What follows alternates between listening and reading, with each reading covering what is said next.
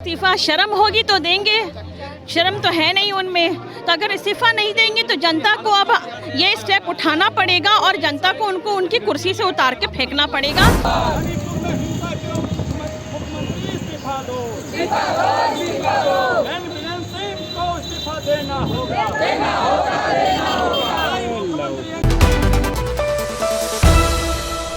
मणिपुर हिंसा को लेकर के आज जेडीयू कोटे के मंत्री अशोक चौधरी बीजेपी पर जमकर बरते। उन्होंने साफ तौर पे नरेंद्र मोदी और वहाँ के जो मणिपुर के जो सीएम हैं उन पे जमकर निशाना साधा। उन्होंने साफ तौर पे कहा है कि ये घोर निंदा है और उन्होंने साफ तौर पे ये कहा है कि 2 महीने बाद आज पहली बार जो प्रधानमंत्री और वहाँ के सीएम ने बोला है उससे कहीं ना कहीं ये साफ नहीं हो पा रहा है कि 2 महीने बाद भी इतना छोटा सा बयान। उन्होंने साफ तौर पे जो बिहार में 13 जुलाई को जो लाठीचार्ज हुई बीजेपी के कार्यकर्ताओं पे उन पे साफ तौर पे कहा है कि आप लाठीचार्ज करवाएं तो ठीक, और हम अपनी सरकार में लाठीचार्ज करवाएं आप तो गलत हो जाता है। और उन्होंने साफ तौर पे ये कहा है कि विधानसभा का जो सत्र चल रहा था उसको लेकर के जो प्रशासन है वो पूरे एक्टिव मोड में थी, इसलिए उन्होंने लाठीचार्ज जो करना था वो उन्होंने किया। और भी क्या कुछ करें अशोक चौधरी, आप पहले इस वीडियो में सुनिए। इस्तीफा शर्म होगी तो देंगे, शर्म तो है नहीं उनमें। तो अगर इस्तीफा नहीं देंगे तो जनता को अब ये स्टेप उठाना पड़ेगा और जनता को उनको उनकी कुर्सी से उतार के फेंकना पड़ेगा। ये हम मांग कर रहे हैं। हम सब जनता को एकजुट होना पड़ेगा, क्योंकि अब तो हिंदू मुस्लिम भी खत्म हो गया।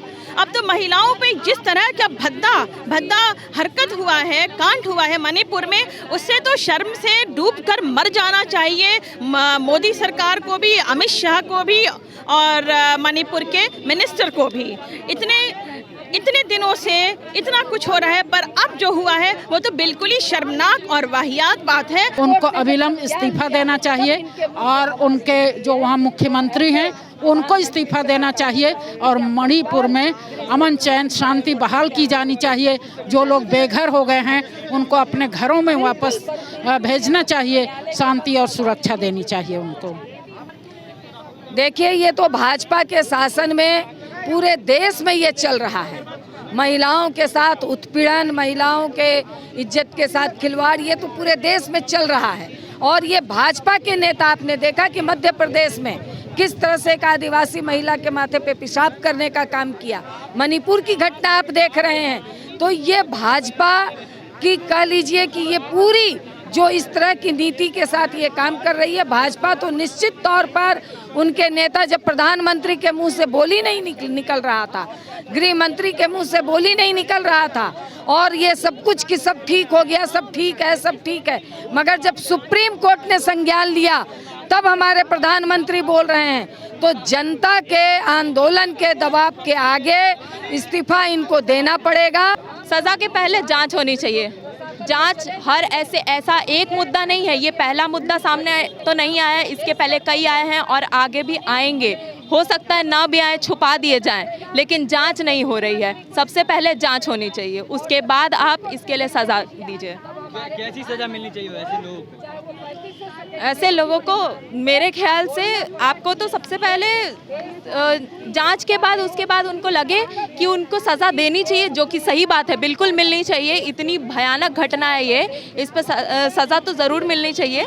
उनको कैद, पहले तो जेल में ज़रूर जाना चाहिए, उन्हें उम्र कैद मिले ना मिले, लेकिन उसके पहले जांच सबसे पहली मांग है। क्या लगता है जांच होनी चाहिए, क्योंकि वीडियो सामने?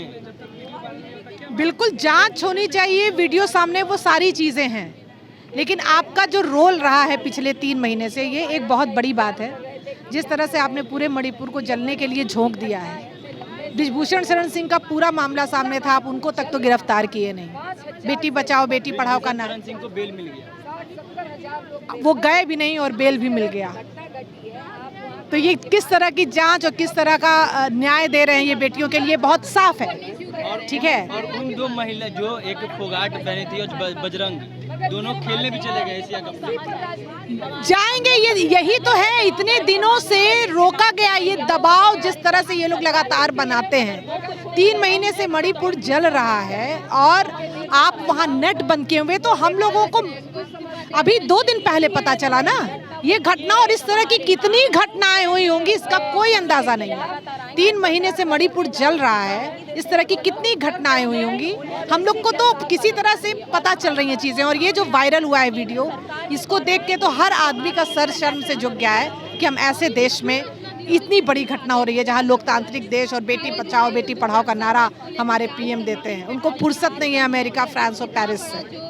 आगे क्या कीजिएगा आप? हम लोग लगातार इस आंदोलन में हैं और बिल्कुल वहाँ पे शांति कायम हो मणिपुर में। इसके लिए जो भी वहाँ के लोग मुख्यमंत्री हैं वो इस्तीफा दें वहाँ से, और एक शांति कायम करने की कोशिश की जाए, यही एक हमारा। तो आपने सुना अशोक चौधरी को, उनका साफ तौर पे कहना है कि जो मणिपुर में जो हिंसा हुई है उसमें जो प्रधानमंत्री का बयान और जो सीएम का वहाँ के बयान आया है वो काफ़ी निंदनीय है। उन्होंने साफ तौर पे ये कहा है कि इतने छोटे से बयान में कहीं ना कहीं 2 महीने टाइम लग गया।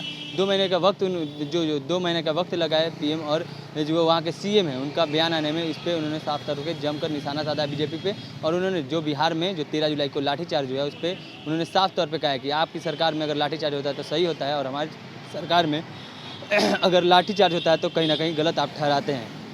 यानी आप करें तो सही है और हम करें तो कहीं ना कहीं गलत। और भी क्या कुछ कर रहे थे अशोक चौधरी आपने इस वीडियो में सुना। ऐसे ही तो आप इस खबरों के लिए जुड़े रहे हमारे चैनल इनसाइड के साथ। तब तक के लिए धन्यवाद।